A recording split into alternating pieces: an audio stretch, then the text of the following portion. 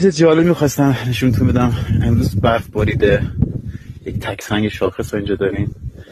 این قسمت دوستان کاملا به صورت مربع برف آب شده و به صورت تونل نگاه کنید دوستان، که من احتمال میدم اینجا تونل داشته باشیم که میبینید کاملا برف آب شده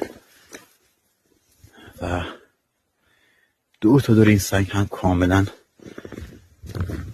خوش شده، یعنی خاک کاملا خوش شده.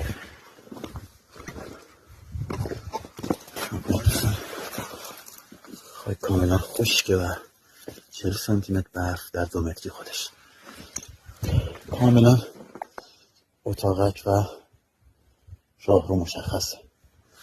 این کار فوق العاده ارزشمند، 100% ارزشمند. انشالله که دوستان بتونم موفق بشن در کنار این قلعه باستانی.